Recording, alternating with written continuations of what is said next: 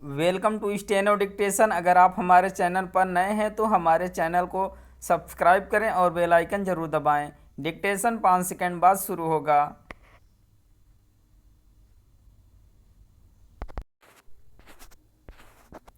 Start.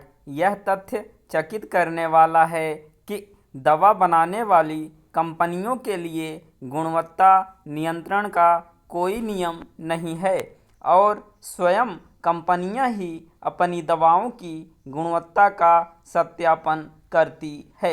यह ठीक नहीं और ऐसे समय तो बिल्कुल भी नहीं जब दवाओं की गुणवत्ता को लेकर दुनिया भर में जागरूकता बढ़ रही है। चूँकि भारत एक बड़ा दवा निर्यातक देश है और उसे विश्व का औषधि कारखाना कहा जाता है, इसलिए सरकार के लिए यह आवश्यक है कि वह दवा कंपनियों के लिए क्वालिटी कंट्रोल का कोई भरोसेमंद नियम बनाए। इस नियम के दायरे में निर्यात होने वाली दवाएं भी आनी चाहिए और देश में बिकने वाली दवाएं भी, क्योंकि नकली और खराब गुणवत्ता वाली दवाएं बिकने की शिकायतें आती ही रहती हैं। इससे संतुष्ट नहीं हुआ जा सकता कि पिछले दिनों विदेश व्यापार महानिदेशालय ने एक अधिसूचना जारी कर कहा कि 1 जून से कफ सिरप निर्यातकों को विदेश भेजने के पहले अपने उत्पादों का निर्धारित सरकारी प्रयोगशालाओं में परीक्षण कराना आवश्यक होगा। प्रश्न यह है कि यह नया नियम केवल खांसी के सिरप पर ही क्यों लागू हो रहा है? क्या इसलिए कि पिछले वर्ष गाम्बिया और उज़्बेकिस्तान में भारतीय दवा कंपनियों की ओर से भेजे गए कफ सिरप में खामी पाई गई? विश्व स्वास्थ्य संगठन ने भारतीय कंपनियों की ओर से इन देशों में निर्यात किए गए कफ सिरप से कुछ बच्चों की मौत का भी दावा किया।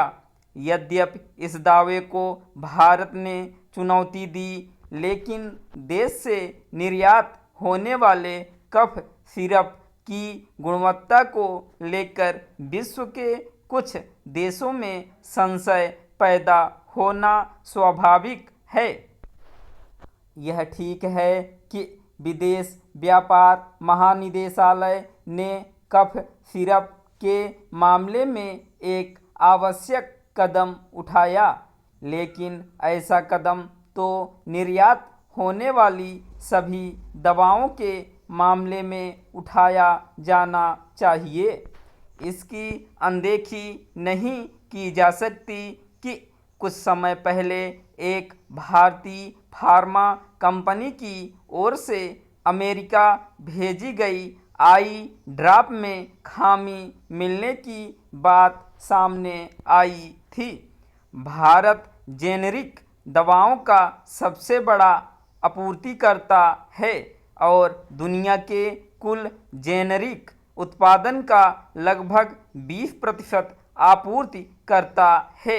भारत के दवा उद्योग की व्यापकता को इससे समझा जा सकता है कि देश में 3000 से ज़्यादा दवा कंपनियां हैं जो 10,000 से ज़्यादा फैक्ट्रियों के जरिए दवाओं का उत्पादन करती हैं।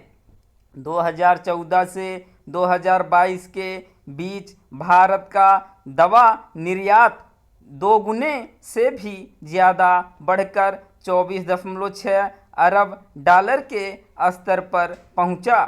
स्पष्ट है कि भारत को अपने दवा उद्योग की साख को बचाने के लिए हर संभव जतन करने होंगे।